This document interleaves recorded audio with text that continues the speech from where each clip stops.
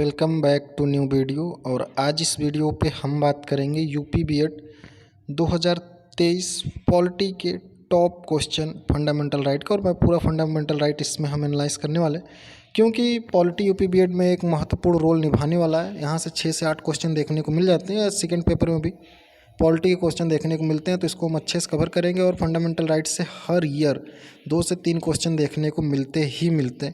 थोड़ा डेप्थ में क्वेश्चन मिलता है सेकंड पेपर में, तो इसलिए हम यहाँ से डेप्थ में करते हुए चलेंगे पॉलिटी को। और जितने भी सारे आपके डाउट थे जो कमेंट में आपने पूछे हैं, वीडियो में लगातार हम उसकी जवाब देते जाएंगे। तो हम आते हैं अपने आज के टॉपिक पे, फंडामेंटल राइट इंडियन पॉलिटी। तो हम स्टार्ट करते हैं। तो हम बात करते हैं पहले हम कि ये कहाँ से आया है, कैसे हुआ है। तो आप देख सकते हैं संविधान के भाग 3 में हमें फंडामेंटल राइट का जिक्र देखने को मिलता है। 12 से लेकर 35 अनुच्छेद तक हमें फंडामेंटल राइट के बारे में जानकारी देखने को मिलती है। तो अगर यहाँ से हम बात कर लें तो ये अमेरिका के संविधान से लिया गया है और सबसे पहले अमेरिका ने फंडामेंटल राइट दिया। तो यहाँ से भी क्वेश्चन बनते हैं और एक वीडियो में मैं ये जितने भी चीज़ें उसको मैं कवर करूँगा कि कौन सी चीज़ भारत के संविधान में कहाँ से ली गई और जो महत्वपूर्ण समितियाँ हैं उनके बारे में भी। हालांकि हम आते हैं फिर से अपने फंडामेंटल राइट वाले टॉपिक पे। तो ये अमेरिका के संविधान से लिया गया, 12 से लेकर 35 तक में इसका जिक्र है। तो हम बात करें अगर इसके हम भाग की, तो आप देख सकते हैं 12, 13, 34, 35 मौलिक अधिकारों के अनुबंध, और जो 14 से 32 तक है वही मेनली फंडामेंटल राइट, और वही आप लोग आज तक पढ़ते भी आए होंगे। मूल संविधान 26 नवंबर 1949 को तैयार हुआ। इसमें 7 फंडामेंटल राइट थे। अभी आपको पता होगा कि 6 फंडामेंटल राइट है। एक जो था संपत्ति का अधिकार, उसको हटा दिया गया। तो मोटे तौर पे देखें तो 14 से 18 तक समानता का अधिकार है, 19 से 22 तक स्वतंत्रता का अधिकार है, 23 से 24 शोषण के विरुद्ध अधिकार, 25 से 28 धार्मिक स्वतंत्रता का अधिकार, और 28 से 30 जो है वह अल्पसंख्यक वर्गों के लिए है। 44वें संविधान संशोधन 1978 के तहत हटा दिया गया है संपत्ति के अधिकार को। हालांकि वे अब एक कानूनी अधिकार है, 301 में उसको जोड़ा गया। तो हम पहले बात कर लेते हैं समानता के अधिकार की। समानता का अधिकार का जिक्र 14 से 18 तक में है। अनुच्छेद 14 हमें बताता है कि विधि के समक्ष समानता और विधियों का समान संरक्षण, ये दो चीज़ें हैं, अलग अलग है। विधि के समान समानता और विधियों का समान संरक्षण, ये दोनों चीज़ें अलग अलग है। जो विधि के समक्ष समानता है इसे ब्रिटेन के संविधान से लिया गया, और जो विधियों के समान संरक्षण है वे यूएसए के संविधान से लिया गया है। तो यहाँ पे आप ध्यान दे के चलिए। अनुच्छेद 15 की बात करें तो अनुच्छेद 15 हमें बताता है कि धर्म, मूल, वंश, जाति और जन्म स्थान के आधार पर कोई भी भेदभाव नहीं होगा। मतलब आप कहीं भी जाएँ तो आपको इन चीज़ों के बेस पे आपके साथ कोई भी भेदभाव नहीं कर सकता है। जो अनुच्छेद 16 है, अनुच्छेद 16 में बताता है कि लोक नियोजन के विषय में आवश्यक समानता। इसका मतलब ये होता है कि हमें सरकारी नौकरियों में विशेष छूट मिलेगी कुछ वर्गों के लिए, लेकिन हम किसी भी स्टेट में कहीं पे भी सरकारी नौकरी में हमें समानता मिल सकता है। हमें कॉलेज में दाखिला लेते समय भी समानता मिल सकता है। जैसे आप लोग अगर एंट्रेंस का फॉर्म भरें बीएड, तो यहाँ पे भी हमें सबको समानता का अवसर। हालांकि इसमें यह है कि महिलाओं के लिए और पिछड़े वर्ग के लिए विशेष छूट है। अनुच्छेद 17 में बताता है कि अब अस्पष्टता का अंत, छुआछूत का अंत अनुच्छेद 17 में। और ये डायरेक्ट क्वेश्चन यहाँ से बन जाता है। अनुच्छेद 18 उपाधियों का अंत, यहाँ पे हम कोई भी विदेश से उपाधि नहीं ग्रहण कर सकते, हालांकि हम राष्ट्रपति के परमिशन से उपाधि ले सकते हैं। तो अनुच्छेद 18 उपाधियों का अंत। अब हम बात करते हैं आगे विधियों के समान संरक्षण में। तो हम अब एक एक चीज़ बारीकी से पढ़ेंगे। कोई भी कानून से बड़ा नहीं है, और कानून सबसे बड़ा, ये ब्रिटेन के संविधान से ले गया है, रूल ऑफ लॉ। विधियों के समान संरक्षण में आप देख सकते हैं अमेरिका से संग्रह सकारात्मक अभिव्यक्ति है, समान परिस्थिति में समान अवसर, कानून की सभी तक पहुंच होनी चाहिए। कानून तक सभी के लिए पहुंच के लिए आप जानते हो 39B में इसे जोड़ा गया है। अनुच्छेद 15 धर्म, जाति, मूल, वंश, लिंग, जन्मस्थान के आधार पर कोई भी भेदभाव नहीं होगा। अनुच्छेद 15(1) राज्य किसी के साथ भेदभाव नहीं कर सकता। अनुच्छेद 15(2) प्राइवेट व्यक्ति भी भेदभाव नहीं कर सकता। अगर आप प्राइवेट कंपनी में भी जाते हैं, अगर प्राइवेट संस्था में भी हैं, तो भी आपके साथ कोई भी इन चीज़ों के आधार पे भेदभाव नहीं कर सकता है। उच्च नीच, छुआछूत, ये सब चीज़ें जो अभी हैं समाज में, उस आधार पे भेदभाव नहीं हो सकता है। अनुच्छेद 15C महिला और बच्चों के लिए विशेष परिस्थितियों को ध्यान में रखने के लिए भेदभाव हो सकता है। तो यहाँ पे बात यह है कि हम इसमें विशेष दर्जा दे सकते हैं महिलाओं को। अनुच्छेद 15(4) प्रथम संविधान संशोधन 1951 के तहत जोड़ा गया था। 15(5) में भी कुछ खास नहीं है, तो आप यहाँ देख सकते हैं काफ़ी डेप्थ है, तो इतना नहीं लेना है। बीएड ऊपर ऊपर से ही पूछता है।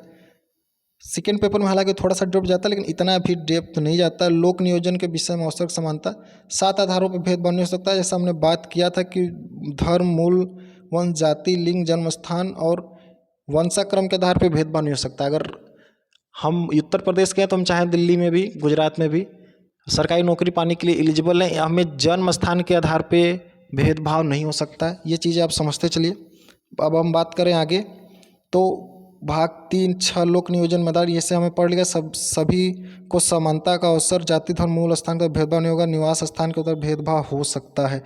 ये चीज़ें समझने लायक है, क्योंकि अभी आप जैसे बिहार टीचर की वैकेंसी है तो वहाँ पे आप देख सकते हैं ये कहा गया है कि सिर्फ बिहार के लोग भर सकते हैं, क्योंकि अपने राज्य को विशेष दर्जा देने के लिए ये किया गया है। हालांकि इसमें भी बहुत सारे डिबेट हैं, लेकिन ये जानिए कि राज्य अपने राज्य के लोगों को प्राथमिकता देने के लिए यहाँ पे थोड़ा सा कर सकती है।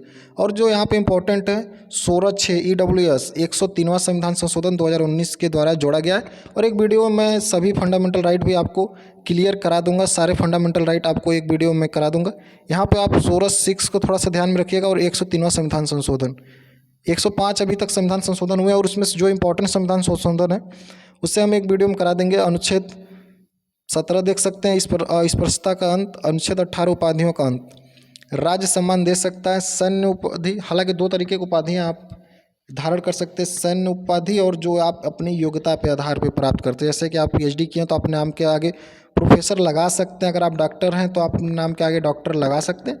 टीचर हैं तो आप टीचर भी लगा लेते हैं, लोग इंजीनियर यार लगा लेते हैं। तो जो आप अपनी योग्यता के हिसाब से आप उपाधि ग्रहण करेंगे उसको आप धारण करेंगे। हालांकि अब जन्मजात उपाधियाँ आप नहीं, महाराजा, धीराज, इस तरीके की उपाधियाँ आप नहीं धारण कर सकते हैं। अनुच्छेद 18 ये। हम बात करते हैं अनुच्छेद 19 की, स्वतंत्रता का अधिकार। अनुच्छेद 19 काफ़ी इंपॉर्टेंट रहने वाला है। अनुच्छेद 19 से 22 तक स्वतंत्रता का अधिकार है, उसमें 19 काफ़ी इंपॉर्टेंट है। अनुच्छेद 19A भाषण और अभिव्यक्ति की स्वतंत्रता। हालांकि यहाँ पर हमें ये देखना होगा स्वतंत्रता का अधिकार में कि हमारे भाषण और अभिव्यक्ति से किसी अन्य को क्षति न पहुँचे। हम सब कुछ बोलने के लिए स्वतंत्र हैं जब तक कि उससे सामने वाले को प्रभाव न पड़े।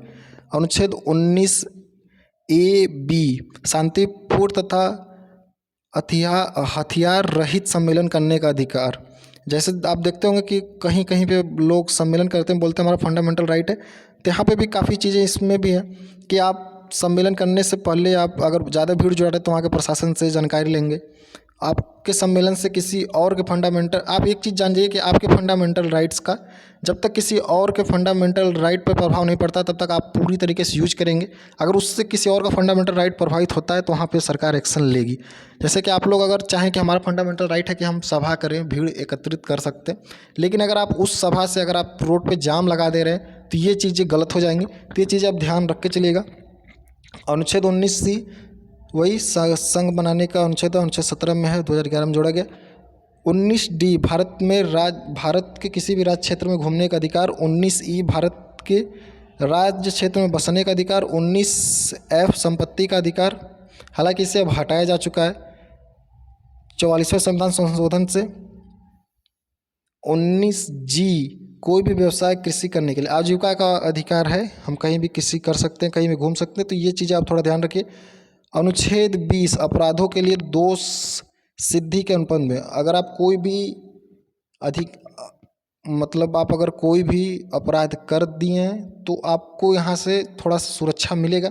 आप अपने हिसाब से वकील कर सकते हैं, आपको आपके खिलाफ गवाही देने से यहाँ पे बचाया जाएगा। तो अनुच्छेद 20 भी थोड़ा ध्यान से करिए। अनुच्छेद 21, हालांकि इसका दायरा लगातार बढ़ता हुआ नज़र आ रहा है। अनुच्छेद 21 काफ़ी इंपॉर्टेंट है, प्राण और दैहिक स्वतंत्रता का अधिकार। अनुच्छेद 21(1) जो जोड़ा गया था 42वें संविधान संशोधन से, 6 से 14 वर्ष के आयु के बच्चों के लिए प्राथमिक निःशुल्क शिक्षा, 86 अमेंडमेंट से जोड़ा गया था 2002 से। तो ये भी थोड़ा इंपॉर्टेंट रहने वाला है, क्योंकि जहाँ पे जोड़ा गया है चीज़ें, वो चीज़ें थोड़ी ज़्यादा इंपॉर्टेंट हो जाती हैं। हालांकि ये DPSP में 44 आर्टिकल में जोड़ा गया। अनुच्छेद 22 कुछ दिशाओं में गिरफ्तारी से निरोध।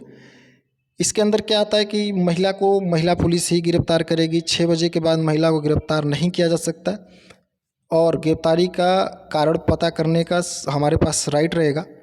तो ये चीज़ें हैं, लेकिन आपको पता है कितना अप्लाई होती है। अब हम आ जाते हैं फिर से नए स्लाइड पर, स्वतंत्रता का अधिकार 19 से 22। इसमें बात तो हम कर लेते हैं कि जब राष्ट्रीय आपातकाल लगेगा तब कौन कौन से फंडामेंटल राइट बचेंगे और कौन कौन से फंडामेंटल राइट पे हमें प्रभाव देखने को मिलेगा। आर्टिकल 352 राष्ट्रीय आपात, आर्टिकल 356 राष्ट्रपति शासन, और आर्टिकल 358 आर्टिकल 19 जो ये होगा तो 19 के तहत जारी सारी स्वतंत्रता अपने से खत्म हो जाएंगे। अगर आर्टिकल 352 लग चुका है तो आर्टिकल 352 राष्ट्रपति तय करेगा कि किस मौलिक अधिकार को निलंबित करना है। काफ़ी इंपॉर्टेंट है ये चीज़ें। आर्टिकल 352 राष्ट्रीय आपातकाल, और राष्ट्रीय आपातकाल अब तक भारत में 3 बार लगाए जा चुके हैं। नोट, आर्टिकल 20, 21 को निलंबित नहीं किया जा सकता। आर्टिकल 20 और 21 राष्ट्रपति आपातकाल में भी नहीं जाएंगे। यह प्रावधान 44वें संविधान संशोधन 1978 के तहत जोड़ा गया। तो ये चीज़ें आप ध्यान रखिए कि 20-21 फंडामेंटल राइट आपका हर हालत में रहेंगे। और आपको पता होगा 20-21 में क्या है कि प्राण और दैहिक स्वतंत्रता का अधिकार और दोष सिद्धि का अधिकार। अगर आपको उस समय भी कोई गिरफ्तार कर रहा है तो अगर आपातकाल लगा तो भी आपको कारण जानने का अधिकार है। आर्टिकल 23-24 शोषण के विरुद्ध अधिकार। आर्टिकल 23 मानव का दुर्व्यवहार, बेगार एवं बाल श्रम का प्रतिबंध। 6 से 14 वर्ष के आयु के बच्चों पे कोई भी कंपनी कारखाने में काम नहीं कराया जा सकता, ये आर्टिकल 24 कहता है। और आर्टिकल 23 कहता है कि मानव अंगों की तस्करी में पूरी तरीके से रोक है, और बच्चों को यहाँ पे भी हम नहीं करने देंगे। बच्चों से बेगारी कराना गैर कानूनी है। अनुच्छेद 25 धार्मिक स्वतंत्रता का अधिकार। आर्टिकल 25 से लेकर 28 तक धार्मिक स्वतंत्रता का अधिकार है। और आर्टिकल 25 हम ये कहता है कि अंतःकरण की स्वतंत्रता, हम अपने मन से कोई भी धर्म को मानने, उसका आचरण करने के लिए वैध हैं, हालांकि हमें इस पर कोई भी दबाव न बनाया गया हो। आर्टिकल 26 धार्मिक कार्यों में प्रबंधन की स्वतंत्रता। आर्टिकल 26 हमें ये कहता है कि हम अपने धर्म से जुड़ी किसी भी कार्य का प्रबंधन कर सकते हैं, इसके लिए हम स्वतंत्र हैं, हम उसके लिए टैक्स मांग सकते हैं। आर्टिकल 27 किसी भी धर्म की अभिव्यक्ति के लिए कर देने की स्वतंत्रता नहीं। आर्टिकल 26 से कहता है कि हम अपने धर्म से जुड़ी सभा सम्मेलन करने के लिए स्वतंत्र हैं। लेकिन आर्टिकल 27 से हमें कहता है कि हम कहीं भी धर्म के नाम पे अगर टैक्स लिया जा रहा है हम उसको देने के लिए स्वतंत्र हैं। अगर हमारा मन करे तो हम देंगे, मन नहीं करेगा तो नहीं देंगे। उस पर हमें किसी तरीके का बाहरी दबाव नहीं डाला जा सकता है। तो ये भी काफ़ी इंपॉर्टेंट है। देखते चलिए इस समय जिस तरीके का हालत है तो ये सब क्वेश्चन भी बन सकते हैं। अब हम बात कर लेते हैं आर्टिकल 28 कुछ शिक्षक संस्थानों में धार्मिक शिक्षा में उपस्थित होने की स्वतंत्रता। पूर्णतः सरकार द्वारा वित्त पोषित संस्था में शिक्षा नहीं दे सकती। इसका एग्जाम्पल हम लेते हैं कि जो भी सरकारी स्कूल है उसमें किसी धर्म विशेष की शिक्षा नहीं दी जा सकती। जो संस्थान राज्य के द्वारा चलते हों उनमें धार्मिक शिक्षा नहीं दी सकते। हालांकि अगर प्राइवेट स्कूल है तो वे जो पढ़ाएं, लेकिन किसी भी सरकार द्वारा पोषित स्कूल में धार्मिक शिक्षा नहीं दे सकती। हालांकि ऐसा है कि कुछ जो अल्पसंख्यक वर्ग हैं उनके लिए है, उनको सरकार देती है, जैसे कि मदरसा है। देख लीजिए इस सब चीज़ों को, ये सब चीज़ें अभी अगर पहली बार पढ़ेंगे तो थोड़ा अजीब लगेगा कि क्यों एक तरीके के विशेष स्कूलों के लिए छूट है, लेकिन चीज़ें धीरे धीरे आपको समझनी चाहिए। अनुच्छेद 19-30 है अल्पसंख्यकों के लिए, 29-30 है अल्पसंख्यकों के लिए। आर्टिकल 29 कहता है भाषा, लिपि एवं संस्कृति को बनाए रखने का अधिकार। आर्टिकल 29 ये कहता है कि जो अल्पसंख्यक है अपने भाषा, लिपि और संस्कृति को सजो के रख सकते हैं। आर्टिकल 30 कहता है कि अल्पसंख्यक शिक्षण संस्थानों की स्थापना करना तथा उनका प्रशासन का अधिकार। अल्पसंख्यक अपने शिक्षण संस्थान खोल सकते हैं तथा उस पर अपना प्रशासन चला सकते हैं। अब यहाँ पे हम बात करते हैं, फिर से फंडामेंटल राइट पे ऊपर आते हैं हम। जो हम फंडामेंटल राइट में जो आर्टिकल छोड़े थे आर्टिकल 12, तो आर्टिकल 12 हमें राज्य को बताता है कि आखिर राज्य है क्या। राज्य वे हैं जिसपे जो भारत के अंदर आते हैं, वे सारी चीज़ें राज्य है जो भारत सरकार के अंदर आती हैं। राज्य अलग है और जो राज्य आप समझ रहे हैं वे चीज़ें अलग है। राज्य उसे कहते हैं जहाँ संघ एवं संसद एवं केंद्र सरकार और राज्यों का विधानमंडल एवं राज्यों की सरकार हो, स्थानीय पदाधिकारी हो, अनपदाधिकारी हो। स्थानीय पदाधिकारी के अंदर आप देख सकते हैं ग्राम पंचायत, नगर पंचायत, पंचायत समिति, नगर परिषद, जिला पंचायत, नगर पालिका, नगर निगम, ये सारी चीज़ें राज्य आती है। अगर आप गवर्नमेंट स्कूल में खड़े हैं तो कहीं ना कहीं एक राज्य की बॉडी ही है, वहाँ पे आपके सारे फंडामेंटल राइट लागू होते हैं। अगर आप किसी प्राइवेट संस्था में हैं तो वे राज्य नहीं है, लेकिन राज्य वे हैं, वे सारी चीज़ें राज्य के अंदर आती हैं जो सरकार की हैं। अगर आप रेलवे की किसी भी चीज़ को क्षति पहुंचाते हैं तो कहीं ना कहीं आप राज्य को क्षति पहुंचा रहे हैं। और आप देख सकते हैं आर्टिकल 1 में लिखा गया भारत राज्यों का केंद्र है। बाकी ये इम्पोर्टेंट जितने थे मैंने करा दिए। हालांकि ये पहली वीडियो थी तो थोड़ा सा आपको कॉम्प्रोमाइज़ करके यहाँ पर चलना होगा। इसके बाद कोशिश करूँगा कि वीडियो की क्वालिटी और सारी चीज़ें सुधर सके। और जितने भी डाउट हैं आप नीचे कमेंट में पूछ सकते हैं। ये काफ़ी इंपॉर्टेंट क्वेश्चन था, काफ़ी इंपॉर्टेंट टॉपिक था, तो यहाँ पे थोड़ा अच्छे से आप लोग पढ़ लीजिएगा इसको। मिलते हैं अन्य वीडियो में, तब तक के लिए जय हिंद, जय भारत।